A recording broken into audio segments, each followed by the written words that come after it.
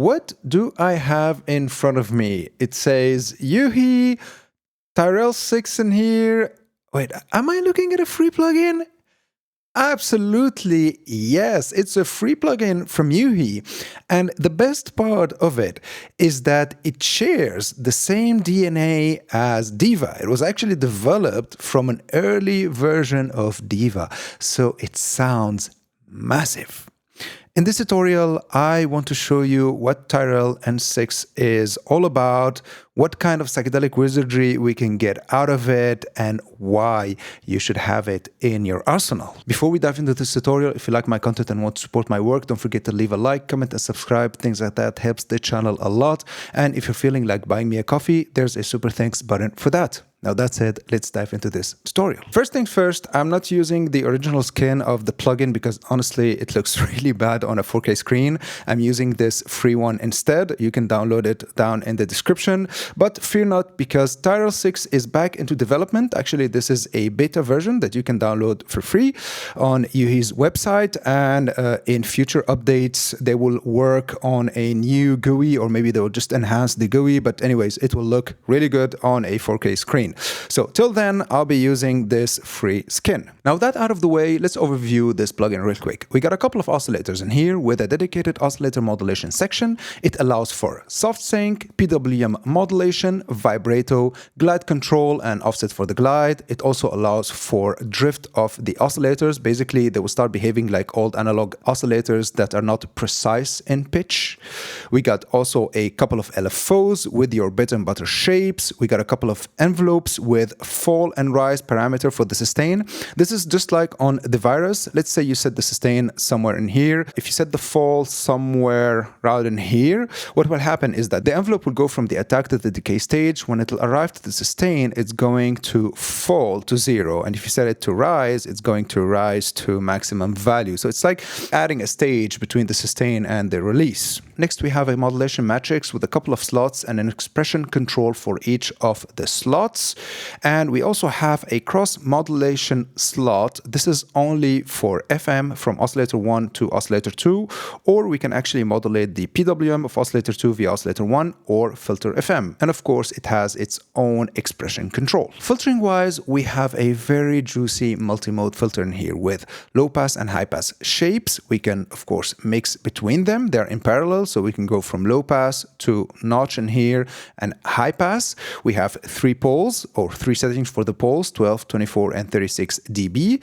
And we also have a bandpass filter. And things gets really interesting with the bandpass filter because depending on the pole, with the mix spread, we're going to add more bandpass filters and offset them from the main frequency. Essentially, with the 24 dB setting, we will get 2 bandpass filters, and 36 dB, we will get 3 bandpass filters, and the mix spreading is going to offset them.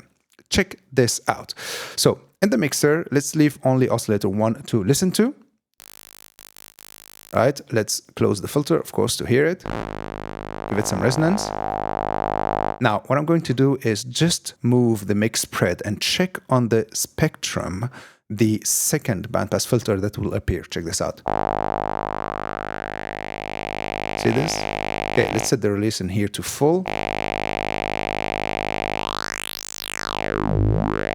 Hear this character. Now let's set the pulse to 36 dB. Now we have this. We have 3 bandpass filters.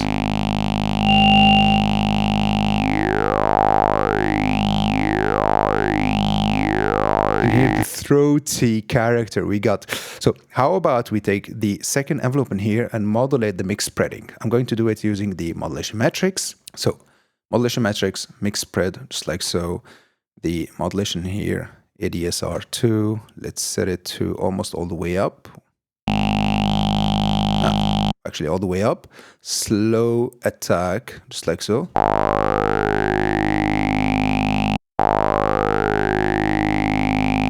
And now we can actually also modulate the cutoff with the mix spread, so we can get something like this.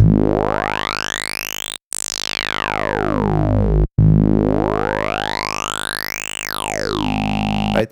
Let's set the attack to faster a little bit, and let's use one of the LFOs to modulate the cutoff. I'm going to use LFO number 1. So LFO, actually, we can control the cutoff right in here for LFO number 1. So I'm just going to drag it like so. So now LFO 1 is modulating the cutoff. Let's set it to slow down and synchronize it to maybe 1 bar.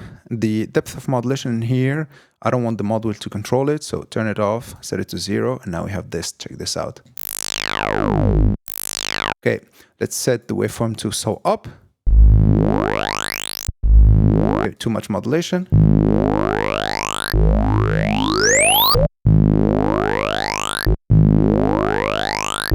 Here are the kind of timbres we can get from it. Let's take it 1 octave lower.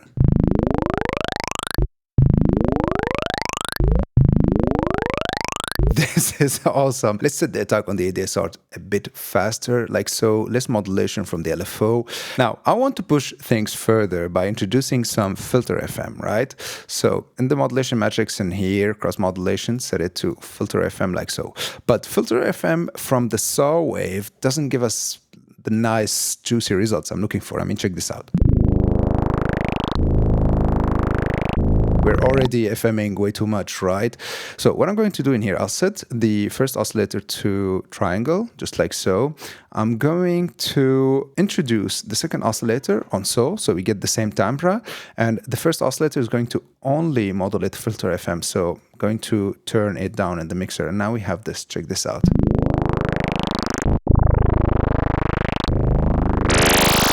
Okay, add some resonance. Now that's some alien spaceship taking off. Now I'm going to control this cross modulation with the second envelope. So it's going to get introduced gradually. So now we have this, check this out. Right, now I want it to decay over time. So I'll take the sustain down and now we have this. Let's give it some delay. Now let's take a very basic squelch. A virtual analog synthesizer like this one with a lot of character excels at these kind of sounds. But if we introduce the mix spread trick I just showed you earlier, we will create a very juicy squelch. I mean, check this out. First of all, the patch without the mix spreading sounds like this. Really good sounding squelch. Now let's break down the patch real quick. We're only listening to oscillator number 2. It's set to a saw wave. We're modulating its pitch using the second envelope, which is set to a really fast decay. So basically it's a plucky envelope. We're also modulating the pitch of the second oscillator via the modulation matrix using LFO number 1, which is set to sample and hold and sync to 1 1/8. Now, filtering wise, we have the juicy bandpass filter with a lot of resonance, and we're modulating the cutoff using the same sample and hold LFO as the pitch of the second oscillator. So LFO number 1. So we have this. Now, if we start introducing the mix spread, listen to what we will get.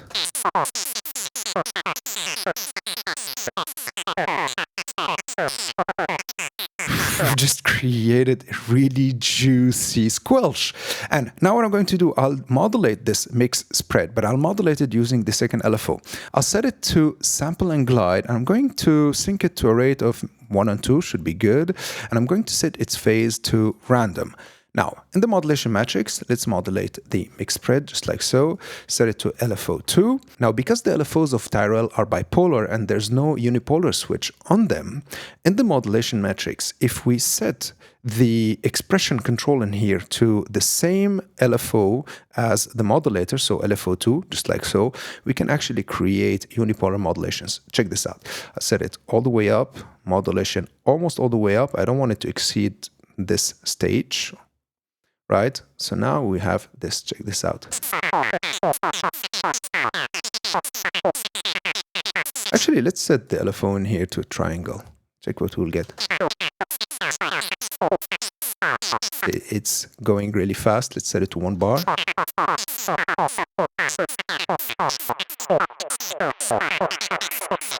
Right? Now, with kick and bass, we'll get this. Check this out.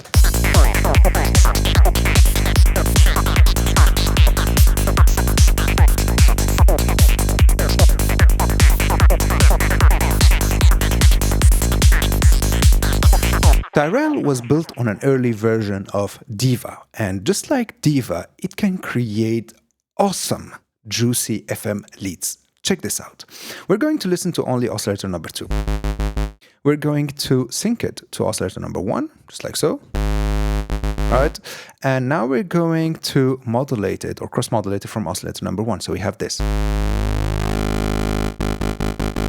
Right? Now let's set the tuning of oscillator number 2 to maybe 1 octave higher. So now we have this. Check this out. Right? Now the filter, let's set it to high pass, just like so. Give it some resonance. Listen to this. Wow, this electric character. We can set the second oscillator to 1 octave higher, basically 2 octaves higher. Wow. We can experiment with the different shapes, so maybe FM from the triangle or the square. We can try FMing the saw wave with the saw wave. You get the point, but I'm going to leave it to a saw wave and a square, just like so. Let's set the release in here to almost 0, attack to 0.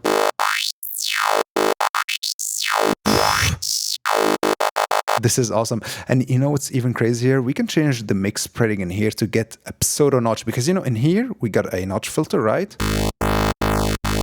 Right, but we can modulate the mix spreading.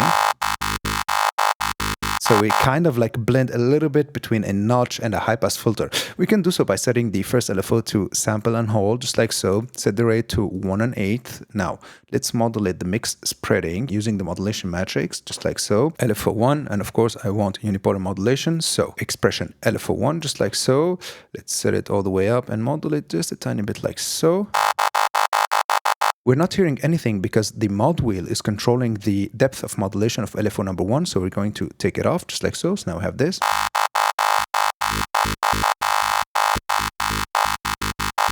Right, and now with a random arpeggiator,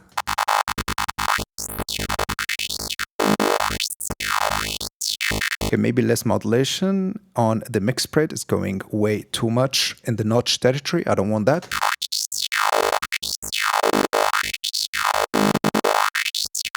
Let's give it some delay, and with some kick and bass, we'll get this. Check this out.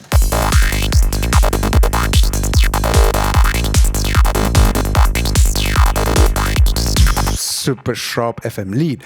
And we can actually spread it a little bit in the stereo field using the chorus in here. I'm just going to engage it, set the mix to, yeah, maybe 20%, something like that, even actually less, like 70%.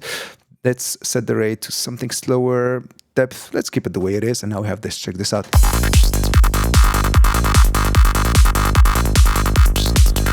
Okay, let's just give it more volume.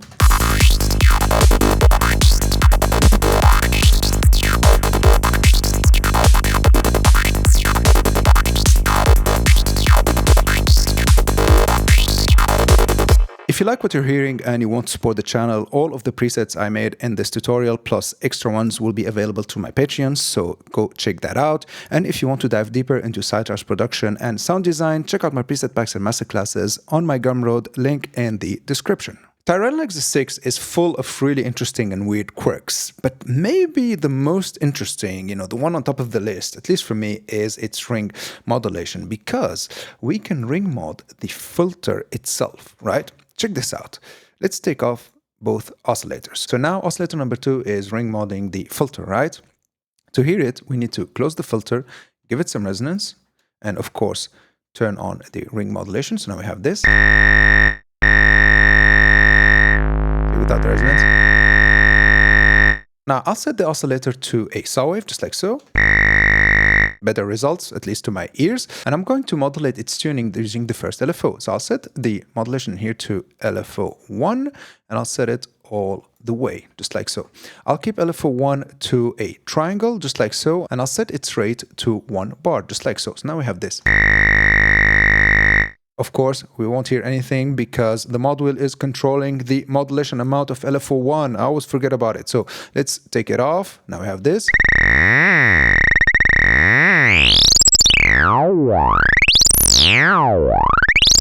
See where I'm going with this? Now let's reuse the mix spread technique I showed you earlier. Wow.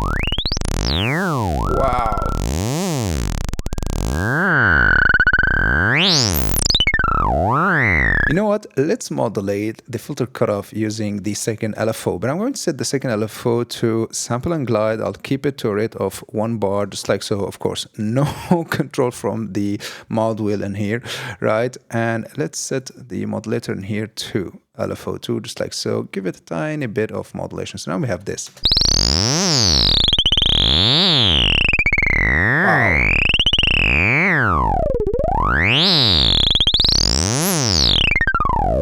I've just did the mix spread technique on the low pass and the high pass. I meant to do it on the band pass. Listen to what we'll get. Wow.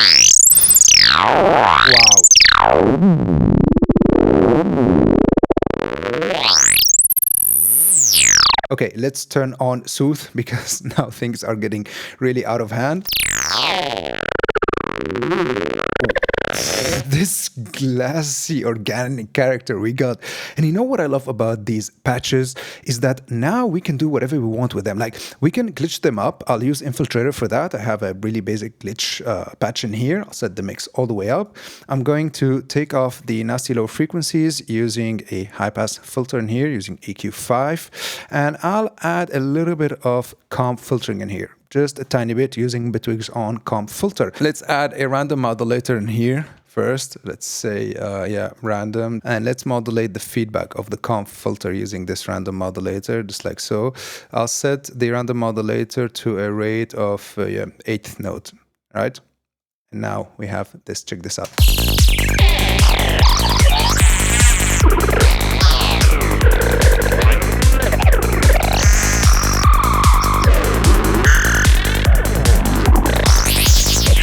What I love about synthesizers like TyrellN6, beside the reference to Blade Runner, one of my favorite movies, is the fact that it's capable of turning boring, overused concepts into ear candy. I mean, the design is super simple, yet it's capable of drawing a big smile of satisfaction on my face every time I'm making sounds with it. And besides that, it's super easy to learn sound design with it because everything is laid on the front panel. So what you see is what you get. And on top of that, there's a ton of presets for it. Now, that said, this is the end of this tutorial. I really hope you've liked it. I really hope you've learned something new. And I'll see you in the next month with a new free plugin of the month.